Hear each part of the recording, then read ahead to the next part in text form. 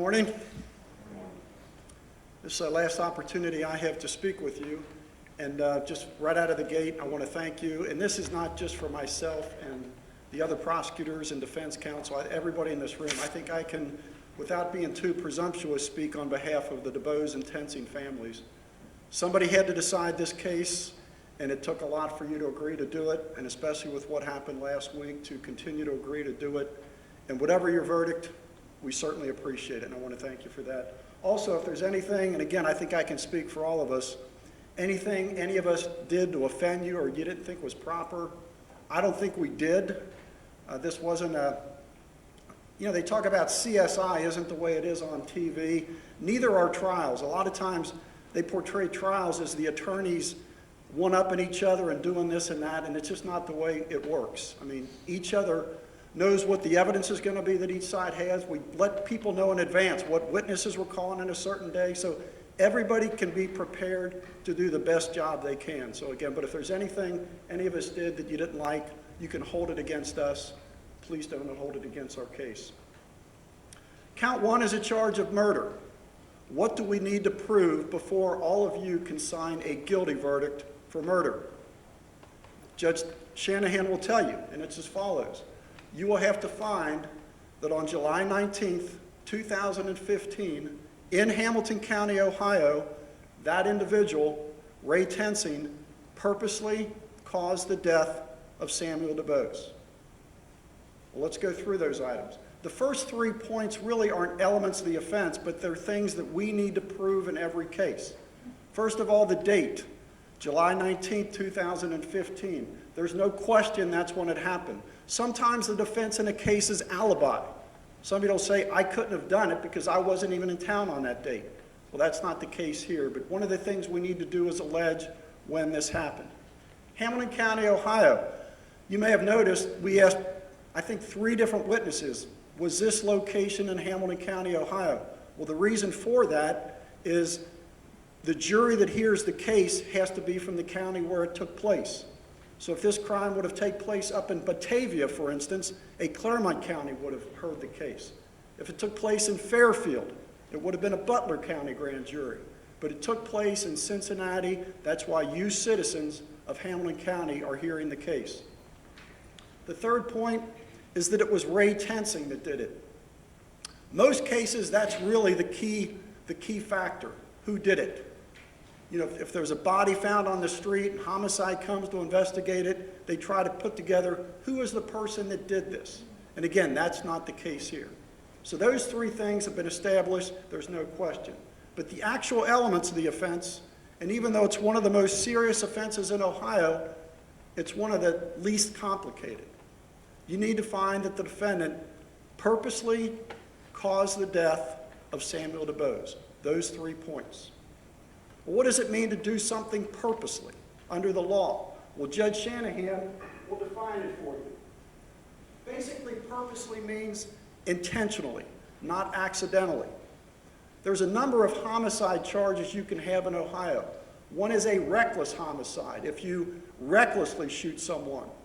And every year in Ohio, there's a couple cases. In fact, the end of this month is deer season, where you'll have deer hunters out, and they're set up in their deer stand early in the morning, and they see some movement in the trees, and they fire their weapon without making sure they're actually targeting a deer, and people get killed. Well, they're reckless. Or sometimes people are playing with guns, and they don't check to see if they're loaded, and they point at each other. I had a case earlier this year, some kids were doing that. It's reckless.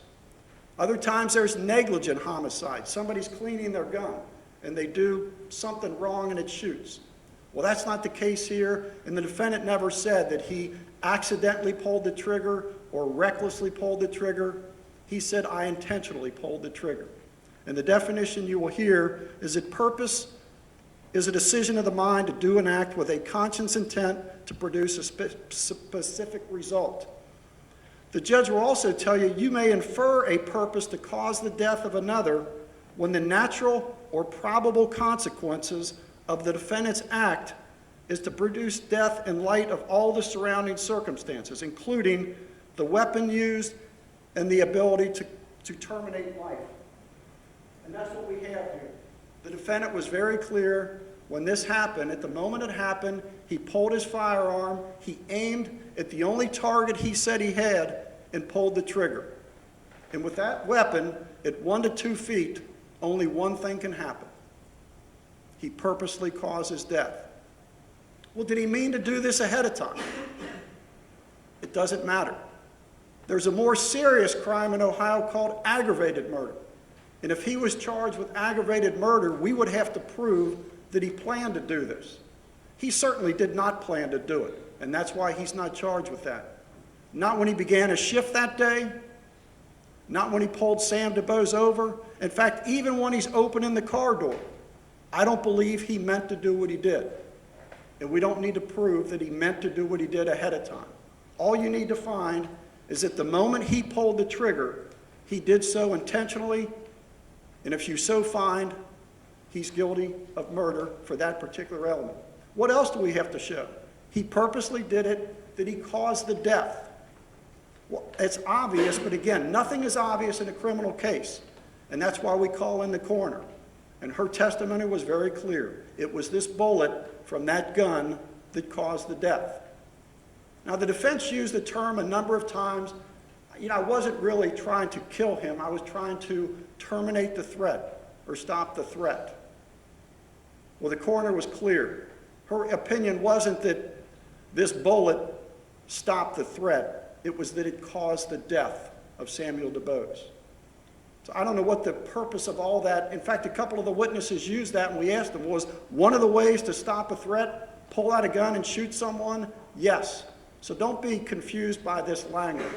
He purposely fired the gun, which caused the death. He's guilty of murder. Judge Shanahan will also charge you on a second charge. You can consider voluntary manslaughter. And she will tell you, you only consider that if the 12 of you are not unanimously convinced that he's guilty of murder. If you find yourself at that point, then you go on to voluntary manslaughter. It's a much less serious offense. There's no need to show it was a purposeful killing. In fact, the elements are almost confusing. All the state really needs to prove for that is that he knowingly caused his death. But the judge will tell you that this case applies if you find that he shot in the heat of passion brought on by serious provocation by Mr. DuBose. It's really an option to prevent a miscarriage, but if you're not convinced, all 12 of you, that he's guilty of murder, but you don't believe he's totally innocent, that is an option for you. But again, you don't take an easy way out without, but if you really cannot agree on a verdict, that is something else for you to consider. And the defendant, in his statement, is really not contesting that he intentionally shot Mr. DuBose in his head and caused his death. That's not their defense. The defense is an affirmative defense. What do we mean by an affirmative defense? He has to prove it. We've proven the elements of murder. He purposely caused his death. And he's saying, okay, that may be the case, but I was justified. I had to do it. And again, that is something he has to prove by a preponderance of the evidence. And what that means is if you look at his defense that I had to do it, is there more evidence to support it or more evidence to not support it? And what is justifiable homicide in Ohio? Judge Shanahan, again, will read you a long definition, but basically it says a reasonable police officer under the circumstances he found himself in, who was in fear of great bodily harm or death, if he's in that situation, he can do it. So what's he telling you? He says, I was in reasonable fear for my life. Well, what do you base that on? That's subjective. That's what's going on in his mind. I was in reasonable fear for my life. Well, why? What was it? There's no weapon produced. There's no angry words. There's no reaching for anything. He says, well, I was being dragged. Now, being dragged is a factual matter. Now, if you find that he was being dragged, and as a result of that, that gives him a reasonable fear for his safety, then he's proven justification. If you find that he was not being dragged, then there is no reason for this fear he had, and that defense fails. So really, I believe the question for you is a factual determination: was he being dragged when he fired the shot? Well, let's look at the evidence. What is the evidence? There's some physical evidence, there's some eyewitnesses, there's some experts, there's the body camera, and then we've got his statement. What about the physical evidence? Well, we've got his uniform. You've got pictures of it, you've got it. You've got all of it. All right, if you're being dragged, this is a question you ask yourself. If he was really being dragged like he said, look at that uniform. There's no question he fell on his back after this happened. I mean, it's clear from his body camera. Every witness saw that happen. The three other witnesses there when this happened: Miss Napier, Officer Kidd, and Officer Lindenschmidt. And I believe the evidence is pretty clear what happened. He ran along the car for a short distance, 10 feet, and stumbled and fell. And there is some dirt on his uniform. There's a couple little marks. But is there any indication of all that he was being dragged? None. Look at his boots. Even more telling. If you're being dragged, the one thing that definitely has to be in contact with the ground is your feet, your boots. There's a little tear in the back, and the homicide officers were smart enough to go through his uniform at the time to make sure what was and wasn't on his equipment before this happened, and the little tear in the back of his boots was there ahead of time. But look at his boots. And I would say particular attention to if he's on his side, like he said, the left boot. You probably have more scuffs and marks on your shoes than he had on his. So does that support him being dragged? His gun belt. He slammed against the car door. Well, okay, let's look at his belt. Let's send it to the lab. You know, we go with whatever they say. Microscopic examination comparing that gun belt to the car door. Sorry, nothing there. And finally, his body. I mean, if you're being dragged, and finally he said, I skid along the ground for how much time, I don't know. What's he got? He's got, I think, a scratch on his arm, and what he says is some type of abrasion on his one knee. So that's one of the things you look at, the physical evidence. Does that support him being dragged, or does it say otherwise? It doesn't support it. And again, this is his burden to convince you. The second thing to look at, the eyewitnesses. His two brother officers, right there when this happened. Neither one saw him being dragged. Now they're saying, well, I was really out of position, and maybe they were. Maybe they really couldn't see. Or maybe they saw him fall straight back and they're just uncomfortable saying it. But you know, there's a third eyewitness, Alicia Napier, interviewed 6 hours after this happened, early morning hours. This young lady didn't have the benefit that Mr. Tensing had of seeing the body camera, and she's very clear in that interview what she saw. She sees the officer next to the car, she sees him going for his gun, she hears a shot, sees him fall backwards. Very clear that when that shot was fired, that car had not moved. Now she's saying as he's falling down, it's moving. There's nothing to contradict that. In fact, at the time, she believed the officer was shot. Is she shading her testimony in any way? How do you get past that? So again, the physical evidence, does it support him being dragged? Absolutely not. Do the eyewitnesses? Absolutely not. What about the experts? What about the coroner in the case? And this is, to me, one of the most preposterous parts of this defense. You know, when he's interviewed 2 days after this happened, the autopsy was not out. We don't have the results. Homicide doesn't have the results. Nobody's aware of this gunshot angle. He certainly isn't. And his testimony is basically, he's hanging on for dear life, basically back like this, looking through the window, and the only thing he can see is that head of Mr. DeBose. He pulls out his gun, and he's going to fire a shot. Boom, right there. What does he tell you he did? He didn't say it in his statement to homicide on the 21st, that when he's got that shot and he's in fear of his life and he's about to be killed, do you do this? Or do you do this? It's absurd. It makes no sense, but he's got to come away with a way to tell you why that gunshot angle went down. Is that believable at all? Again, he's got to prove he was dragged. And that's one thing he cannot get past. He's got to have a reason why this shot went down. Instead of what Mr. Fredericks told you, it's very clear. He's still at the window and he's firing like this. And what about Mr. Fredericks? You know, in cross-examination, he was asked, for a time there, the body camera is pointing backward. Isn't that consistent with him being like this, and when the car moved forward, him being flung like this? And again, I'm no physics genius, anything else, trust me, but doesn't it make sense?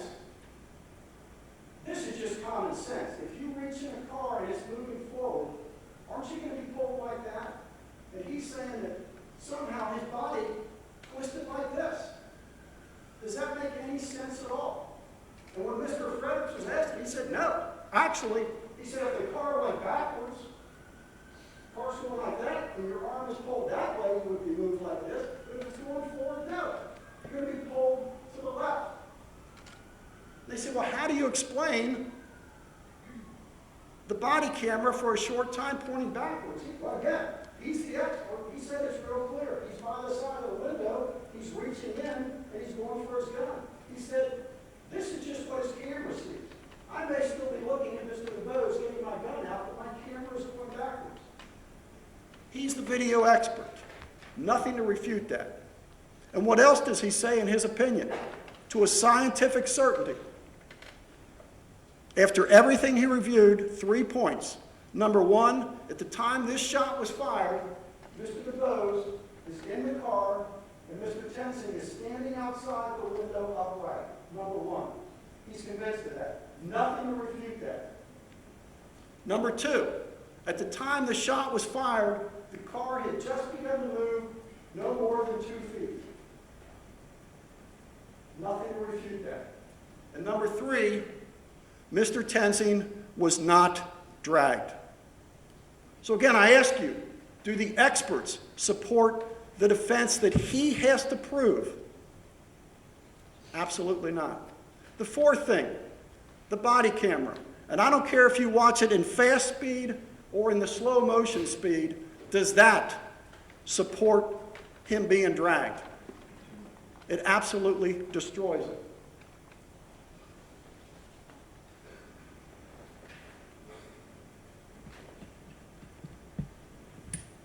And if you can't read this from there, I apologize, but basically, if you go through Mr. Fredericks' report, there are some key times in his report, and he's got it marked on the screen, and the key number is how many seconds until the shot takes place.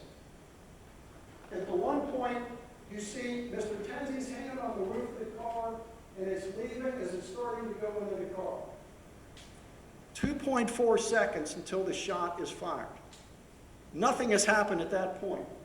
You keep progressing at 2.13 seconds, and you can look at yourself, and I think even later you can probably say his hand is not in contact with anything, but clearly 2.1 seconds to go.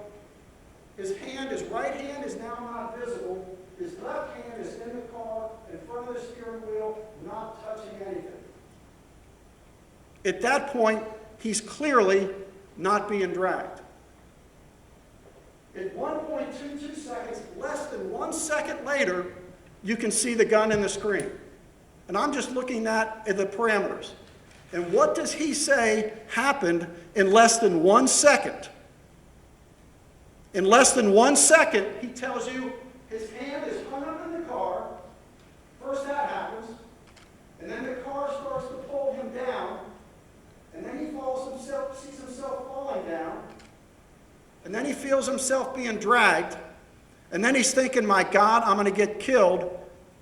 Then he has to go for his holster, and you'll have it back into the jury room. Normally we put a clip in the weapon so it's rendered inoperable, but in the event you want to just see yourself Please don't load the gun. We tell juries that, but test yourself. Again, in less than 1 second, all this is happening.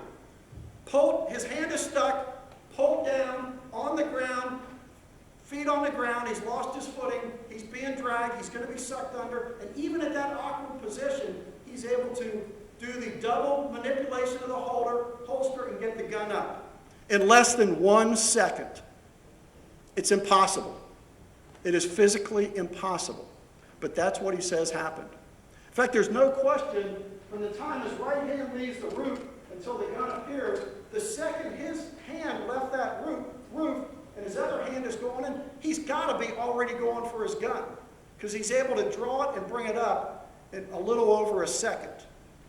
Again, that is the body camera. You cannot say anything to change what is on that image. Grant Fredos, and he's very conservative on what he says. He keeps going to that car in the background. I'm the car in the background, here's the window. If the car is starting to move, your perspective is different. He says the last time I can say for certain is at 1.059 seconds. I can still tell you, and this is what I do for a living. I teach FBI agents how to do this. That car had not moved. He says sometime in the next half second or so, 3/4 of a second it started to, but he said at that point, Mr. DuBose, his hand has come up and his head is going back, and I don't have the view I need to tell you when it actually did begin to move. But the first time the car is definitely in motion, and again, this is, I don't know how many times I looked at the video, and he talks about that air freshener movement. I mean, maybe you would have noticed that. I've looked at these things, I don't know how many times, I would have never noticed it. But he can say, at that point, I believe the car was in motion. So again, this is another piece of evidence you look at to decide, does it support what he has to prove? Absolutely not. So what are we left with? We're left with his statement. What about his statement? He had 2 days to decompress, to think about it, to consult with an attorney. I don't know what else who else he spoke with, what else he did in those 2 days, but he's got 2 days to get his story straight. He has had the opportunity to view the body camera video. And what about in his statement? He was very detailed. He was very certain. He didn't hesitate at all. And now that he looks at all this other evidence, he realizes, you know what? It doesn't add up. So what's he using now for the first time in this trial? A word that never appeared once in his interview, but a word that has appeared over and over and over in his testimony. Well, that was my perception. What do we mean by that? Again, he has to factually prove he was being dragged. And now he's saying, well, that was my perception. He's basically acknowledging, I can't prove it. There is no evidence of it. Again, he was very certain in his interview what happened. Now, he's not.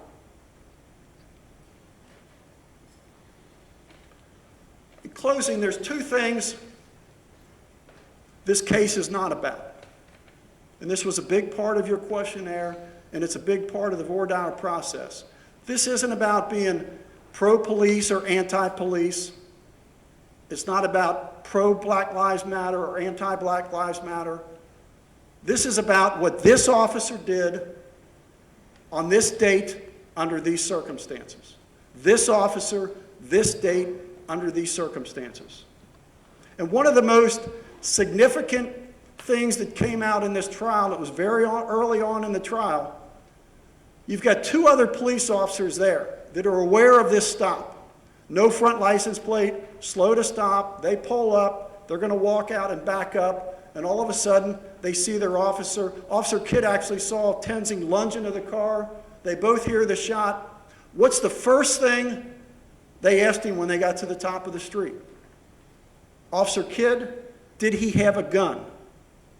Officer Lindenschmidt, twice, did he pull on you? Because under these circumstances, again, these are his fellow officers facing the same set of circumstances from a distance. That's their assumption. It's their instinctive reaction. He must have had a gun.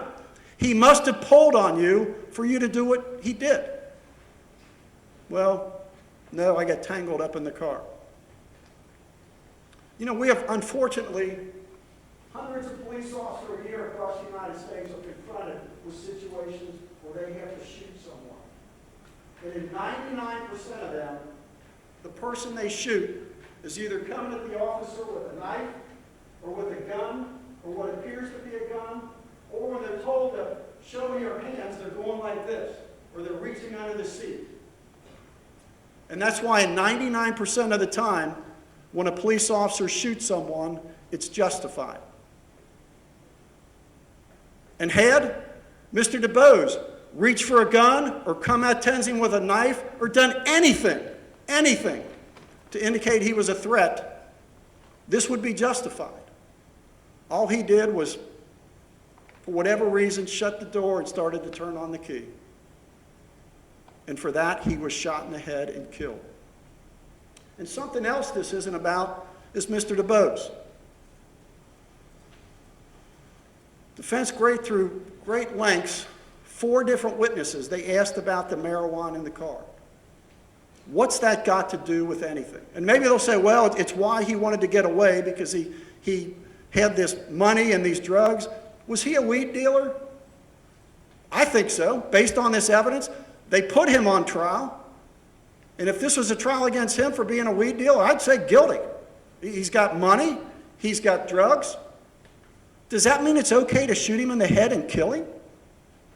Even if he knew it, even if Tenzing knew he's a low-level marijuana dealer, does that mean, oh, okay, we found out now that he sold marijuana. It's okay.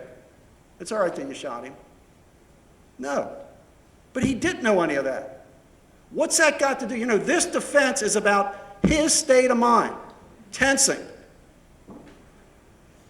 Did he see any drugs in the car? No. Did he smell any drugs? No. Did he think Mr. DuBose was under the influence of alcohol or drugs? No. Did he see any weapon or make a move towards you? No. So why did we hear on cross from 4 different witnesses, well, didn't he have marijuana in the car? What's the relevance of that? And that's why I tell you it's not. It has nothing to do with anything. All he knew about Mr. DuBose was he was driving a car without a front plate whose owner, who was a female, was under suspension. That's all he knew. For all he knew, he could have been you or me or your brother or your dad or your son.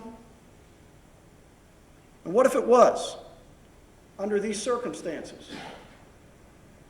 Would you think it was justified?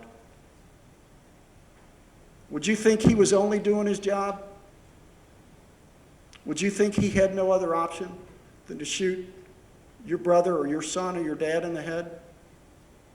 No. You'd feel the same way the DuBose family feels. And that's why I ask you, the one thing they asked of us is what I'll ask of you is for justice. Thank you, Mr. Pinkmeyer.